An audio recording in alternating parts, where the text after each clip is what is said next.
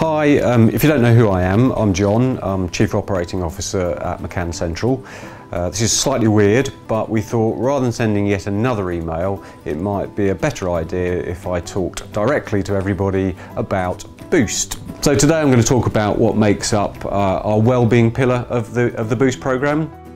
First thing I want to talk about is holidays, and that gives 25 days to everybody as a basic allowance, plus we obviously shut down between Christmas and New Year, so that's 28 days.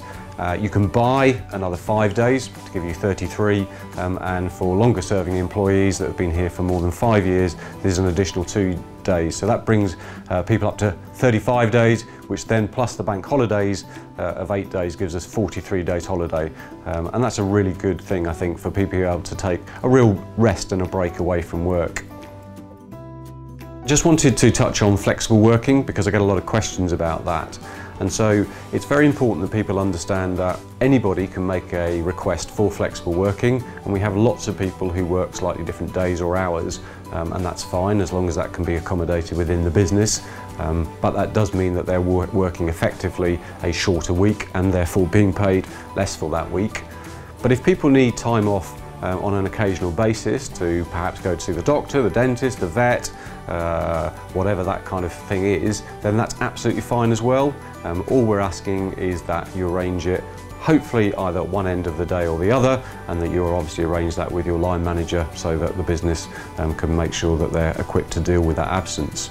We also have Flexible Friday. You can choose a little bit of either reducing or lengthening your day. So if you want to go out lunchtime and have a longer lunch break, but work through to 5:30, that's fine. Or if you want to take a shorter lunch break and go earlier at 4:30, that's absolutely fine too.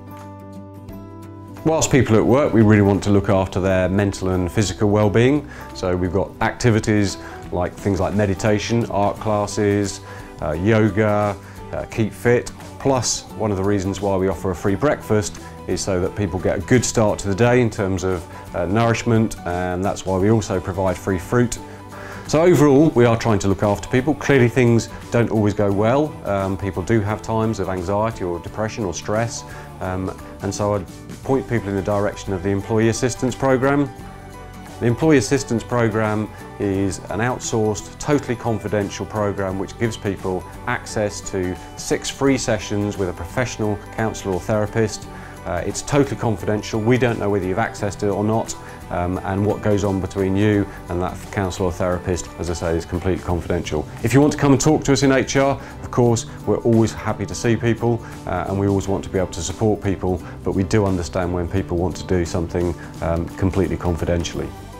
Other elements of the wellbeing programme include things like free eye tests, so everyone can have a free eye test every year and claim that back on expenses. We've had a lot of success with the LEO or Let It Out programme over the last 2 years. Mental health has become such a big issue, not just in the agency but in society as a whole. And it's really clear that being able to talk to somebody who perhaps has a lot of empathy with the same situation that perhaps you're going through, or even just being able to hear you at times when you feel like you just want to offload is really important. In May, we're going to be having a really big push on mental health awareness, teaming up with Mind, and in fact it's National Mental Health Awareness Week, so there'll be lots of activities and lots of opportunity for people to get involved at that stage.